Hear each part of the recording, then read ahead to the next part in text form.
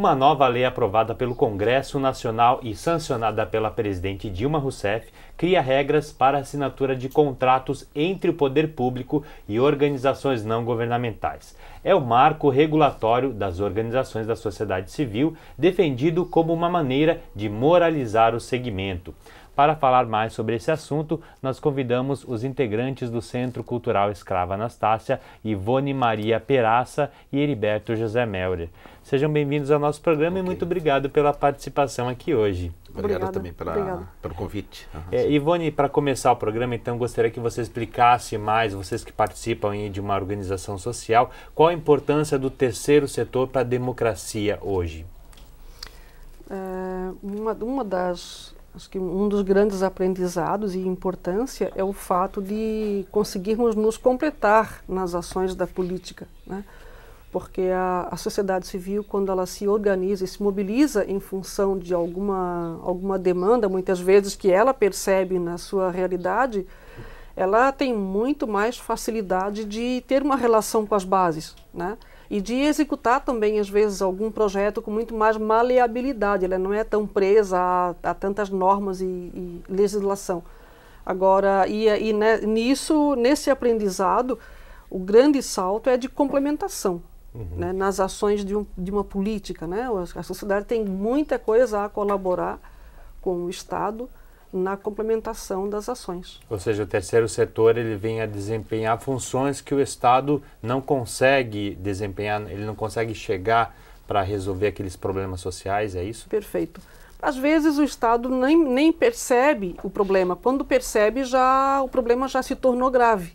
Né? E aí o Estado acaba criando programas que tenham que suprir dar uma resposta de imediato. E a sociedade civil, ela pelo fato de estar mais nesse meio, ela acaba identificando com mais facilidade e pode, inclusive, fazer propostas que sejam até de prevenção, não tanto de cura, às vezes, de um problema que já extrapolou e que o poder público tem que dar uma resposta imediata. Então, acho que esse é o grande papel, de fato, na complementação das ações, né? E também na construção da política, que muitas vezes ela pode ser preventiva do que curativa. Heriberto, o terceiro setor é uma denominação bastante ampla, né? Ele envolve aí organizações não governamentais, organizações da sociedade civil e organizações sociais, mas existe diferença entre essas denominações. Poderia explicar um pouco para a gente quais são essas diferenças? Olha, em princípio, uma ONG, uma organização não governamental, é uma entidade formada pela sociedade civil. Ou seja, uma entidade que não foi criada, não teve origem no poder público.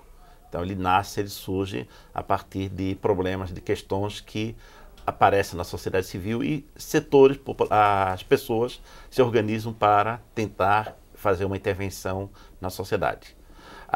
Agora, há algumas diferenças entre determinadas entidades, né? Há determinadas entidades que são formadas especialmente simplesmente para realizar uma determinada tarefa momentânea, algumas organizações da sociedade civil. Há outras que pretendem focar um determinado aspecto que exige um período muito maior para a sua solução, para a sua resolução. Algumas entidades, elas são classificadas como entidades sem fins lucrativos, de utilidade pública. Que seriam outras organizações sociais. Que são, chamamente, organizações sociais. Mas também existem aquilo que costuma ser chamado de OCIP, que são organizações que também têm origem na sociedade civil, são formadas pela sociedade civil, mas que não têm esse aspecto da reconhecida, né, como utilidade pública sem fins econômicos. Digamos, a OCIP, a direção de uma OCIP, presidente, diretores dessa OCIP, esses diretores podem ser remunerados. Agora, uma entidade de utilidade pública, ela não tem os seus diretores, presidente remunerados. São todos voluntários. São as OCIPs São as OCPs que normalmente administram hospitais, escolas, isso aí. né? Esse tipo de entidade justamente, né? São entidades também que nasceram na sociedade civil, mas tem uma tarefa um pouco diferente daquilo que nós chamamos de entidades de utilidade pública, né? Que é o caso do Centro Cultural Escravo Anastácio. Como você falou, então, existem entidades sem fins lucrativos e outras que existe essa remuneração, que os diretores, os integrantes recebem remuneração. Isso. Digamos até o seguinte, talvez a expressão até mais correta atualmente é de sem fins econômicos, sem fins propriamente. Econômicos, né? Mas como é que funciona hoje o financiamento dessas organizações? Essas organizações, todas elas podem ser financiadas por empresas privadas, elas podem ser financiadas por pessoas físicas e também financiadas pelo setor público, município, estado, poder federal e também algumas empresas mistas, algumas empresas estatais que podem financiar. Algumas entidades, elas dependem apenas de empresas privadas. Algumas entidades, elas estão extremamente ligadas a algumas empresas, grandes empresas privadas e praticamente conseguem sobreviver graças a esse recurso. Entidades como a nossa, né, o Centro Cultural Escravo Anastácio, embora nós também a gente obtém um financiamento, recurso, apoio de empresas privadas e também de pessoas físicas, nós necessitamos também do recurso que vem do setor público também, para complementar e dar o grande apoio para a nossa entidade. Ivone, é justamente esse financiamento público das entidades que o novo marco civil, novo marco regulatório vem modificar, né? Quais são essas alterações? Até agora, até esse período, a forma de contratação de um serviço do município, estado ou união com a sociedade civil, seguia o mesmo modelo de contratação de uma outra empresa privada, né, no município. Então, o modelo que se usava até aqui era um modelo convênio. Então, tanto fazia a união conveniar com o município e o município replicava esse convênio conosco, com as mesmas regras. O município tinha que cumprir as orientações de editais de prestação de conta, seguindo a Lei 866, mas também nós tínhamos que fazer isso. O município tinha que prestar conta para a União através de um sistema chamado SICONV, um sistema de prestação de contas, e nós também tínhamos que fazer isso. Então a gente seguia o mesmo padrão. Agora, nessa nova legislação, muda a forma o modelo convênio e o segmento de prestação de conta e o segmento de registro. A União, Estado e município seguem os mesmos entre eles, né? E a relação deles com a sociedade civil, ela deve seguir um outro modelo de contratação de serviços, um outro modelo, inclusive, de chamada pública. Antes uma concorrência, um processo de licitação, nós da ONG seguíamos o mesmo modelo e o mesmo padrão que a prefeitura segue ao contratar, a licitar uma obra, uma estrada, uma reforma. E nós seguimos a mesma coisa, e não é a mesma coisa, porque nós estamos lidando diretamente com pessoas, e com pessoas de extrema vulnerabilidade. Então não é possível que se siga, porque as normas que nos orientavam eram muito duras, não nos permitiam ser mais maleáveis, às vezes, na execução de um trabalho que pudesse, de acordo com a situação que enfrentávamos. Com o novo marco, ou com a nova legislação, a relação do governo com a sociedade civil, ela se torna mais próxima, se torna mais maleável, se torna mais fácil.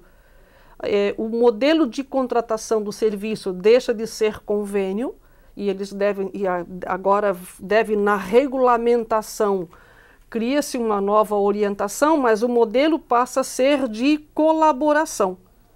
O que significa essa colaboração?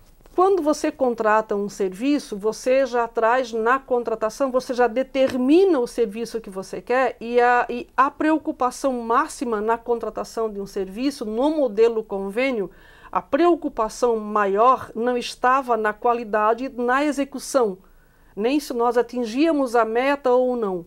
A preocupação maior estava voltada para o uso do dinheiro. Para a prestação de contas. Prestação de contas. Se nós utilizamos corretamente, se a nota estava correta, se as datas estavam corretas. Se o dinheiro realmente foi aplicado ou não. Bastava que você comprovasse que tinha sido aplicado. Então, ficava-se muito tempo com muita preocupação, o foco maior era a prestação de contas. Não era a qualidade do trabalho.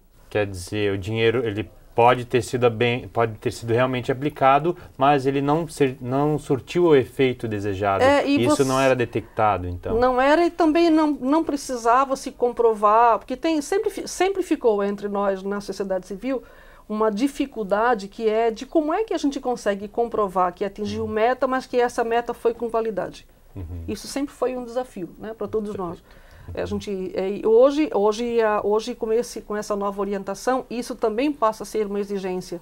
E claro, nós vamos ter que encontrar uma forma, eu digo todos nós, né, nesse país, vamos ter que ajudar e pensar junto de que forma nós vamos conseguir, mantendo clareza na prestação de conta, mantendo a obrigatoriedade de cumprimento de meta, mas também conseguirmos mostrar que efetivamente o que foi aplicado deu resultado.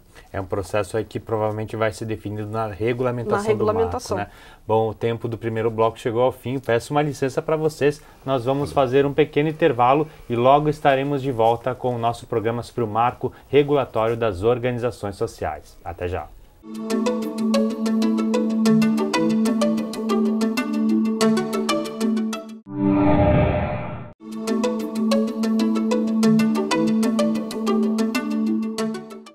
Estamos de volta, hoje falando sobre o novo marco regulatório das organizações da sociedade civil. Nossos entrevistados são os integrantes do Centro Cultural Escrava Anastácia, Ivone Maria Peraça e Heriberto José Melrer.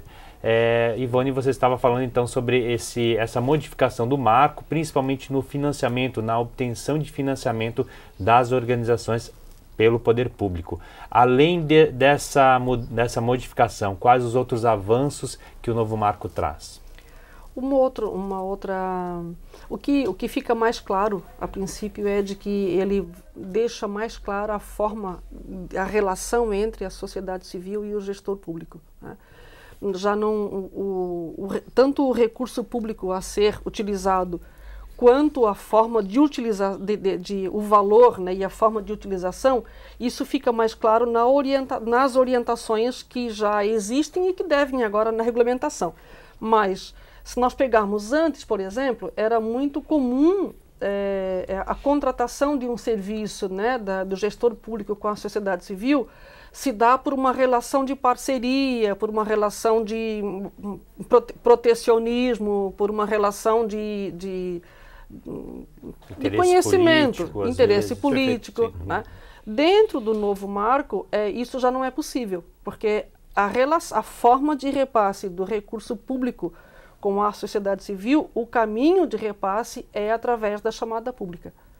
Que é um processo de licitação. Perfeito. E como é que funciona o novo marco? Ele traz como é que deve ser feita a escolha da organização para fazer aquele Isso é uma outra orientação, de que no novo marco, o que o gestor público contrata de serviço ou quando ele repassa o dinheiro para a sociedade civil, ele já deve deixar mais claro o que ele quer, o que quer atingir.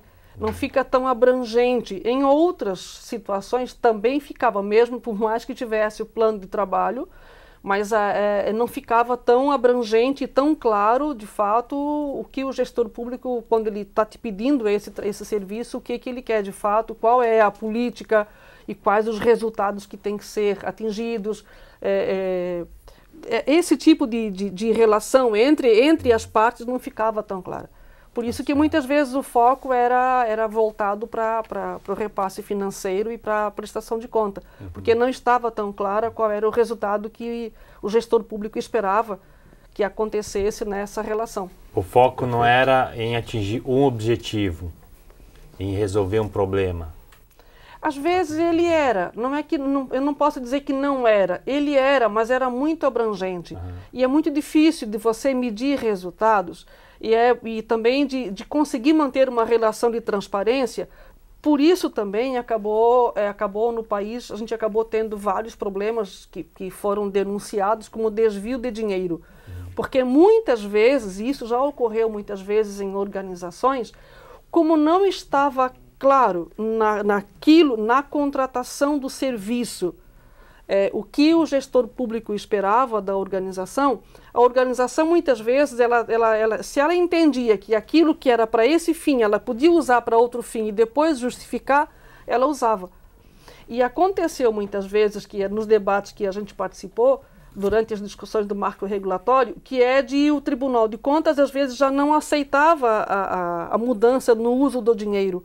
E quando o Tribunal de Contas não aceitava, aquilo ficava caracterizado como desvio. E aí, para a organização dar conta de justificar que fez isso, ela às vezes não conseguia mais. Então, isso criminalizou muitas vezes a organização da sociedade civil. Então, ter uma orientação mais clara, ela protege tanto o uso do dinheiro público, como protege o próprio governo e protege a própria instituição na execução. Traz mais transparência no processo. Favorece muito mais. Exatamente. Heriberto, como a Ivone falou, né, desde que as organizações do terceiro setor passaram a atuar mais fortemente no Brasil, houve vários casos de denúncias, né, de corrupção. Na sua avaliação, como é que esse marco ele vem a coibir esses tipos de fraude? Sim. Eu diria o seguinte, a organização da sociedade civil, ela começa a acontecer depois da queda da ditadura militar. A partir do momento em que a ditadura ruiu, né, entramos num processo democrático, começaram a aparecer uma série de entidades da sociedade civil, uma série de organizações que foram crescendo. E claro que desde esse momento começou a sentir algumas dificuldades. Então essa reivindicação de um marco regulatório das sociedades civis é uma reivindicação que já existe há 20 anos aproximadamente. Né? Isso não é novo, não apareceu agora. Há 20 anos que isso está sendo, né, solicitado, pedido pelas entidades da sociedade civil.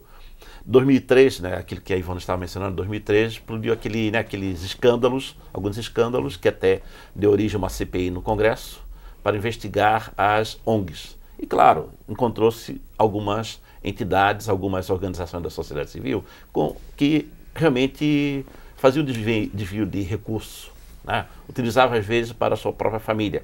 Só que isso, de certa forma, foi uma forma pela qual se jogou lama, né, em todas as entidades que não estavam realizando nenhuma tarefa inidônea, não estavam realizando nenhuma tarefa, né, incorreta. Estavam fazendo seu trabalho corretamente, mas só que também acabaram sendo acusadas e vistas da mesma forma. Daí que a pressão começou a aumentar das entidades, né, por regras claras para estabelecer parceria com o governo. Uma das regras que o novo marco traz é que a organização ela só pode obter financiamento público se ela tiver pelo menos 3 anos de funcionamento, né? Isso. Então essa é uma das regras que foi colocada. Uma entidade só após 3 anos ela pode conseguir financiamento público. Uma outra regra que eu vejo que é extremamente importante é que as entidades também precisarão de uma espécie de ficha limpa. Né? Não é exatamente igual, mas elas necessitarão também de uma ficha limpa. Elas precisam demonstrar a sua idoneidade também. Elas não podem, entidades que já tiveram, né, que já sofreram tiveram algum processo de desvio, elas estarão de certa forma numa quarentena, pelo menos uma quarentena, ou talvez até excluídas de novas parcerias. Como também a própria direção dessas entidades também, né, os seus diretores também necessitarão dessa espécie de ficha limpa. Depois também as entidades agora têm que demonstrar capacidade técnica. Ou seja, há uma determinada intervenção numa determinada área, quer dizer, o menor infrator, formação de adolescentes para o trabalho. A entidade precisa demonstrar que ela tem capacidade técnica de desenvolver esse trabalho, essa atividade. Não basta apenas ser aquele grupo de pessoas, né, né, que apenas que pelo amor né, ao próximo, né, que estão dispostas a fazer uma atividade, né, que isso é importante, mas também não é suficiente, precisa demonstrar também essa capacidade. E depois até diria o seguinte, né, as entidades agora, dependendo até da quantidade de recurso, elas terão que fazer auditoria externa também, obrigatoriamente terão que realizar com certa frequência uma auditoria externa. Elas também existirá uma comissão de fiscalização dentro do setor público que vai olhar, que vai investigar, que vai a cada momento, né, em determinados períodos, também verificar se aquela entidade está realizando o trabalho corretamente. Não é só uma prestação depois que termina o serviço, não mas é só isso. Ela agora é sistemática. Ela agora tem que ser Exatamente. sistemática. Sem dúvida então, são avanços assim, aí que vão trazer mais transparência nesse processo. Claro, eu acho que isso que o Beto trouxe, porque isso de fato já vem sendo executado. Só que não havia não havia uma regra que fosse geral. Porque ficha limpa para algumas, isso era quase que uma consequência natural, isso não estava escrito. Essa outra que você traz, os 3 anos, eram 2 anos antes, agora foi para 3 anos, né? Ela tem que comprovar a existência por 3 anos. Ela comprovar que ela tinha a capacidade técnica já se fazia. Alguns, essa é a diferença, é que em alguns convênios, quando se ia se fazer um convênio entre a ONG e a União, ou a ONG e o Estado, ou a ONG e o município, alguns exigiam que se tivesse comprovação de capacidade técnica. Outros não exigiam nada. Porque então, não estava previsto, né? Não tinha essa exigência. E agora tornou-se um padrão. Então, essa padronização, ela favorece para que essa relação entre a sociedade civil e o Estado não fique à mercê da interpretação de quem analisa o documento. Isso traz mais segurança jurídica, tanto para o Estado quanto para as organizações. Porque até era algo que a gente sentia, os funcionários públicos que tinham como tarefa estabelecer o acordo com as entidades, também se sentiam-se numa situação complicada, não sabiam exatamente como, né? Porque por estar cometendo um erro e de repente o Tribunal de Contas considerar que não era daquela forma que deveria ser feito o convênio. Mas não existia uma regra clara para isso. Exatamente. Eu não sei se tem só queria também aproveitar até para lembrar que o processo também o processo de aprovação desse marco regulatório, até foi de certa forma também, acabou sendo um processo bonito também, porque foi um processo pelo qual vários setores da sociedade participaram. O projeto nasce até de setores políticos da oposição, um senador do PSDB apresenta uma proposta, posteriormente outros deputados, senadores acrescentam mais alguns detalhes, a Secretaria da Presidência da República chama, né, mais pelo final do ano passado, começo desse ano, chama uma série de entidades da sociedade civil que apresentam propostas, que dão opinião, que discutem, que debatem.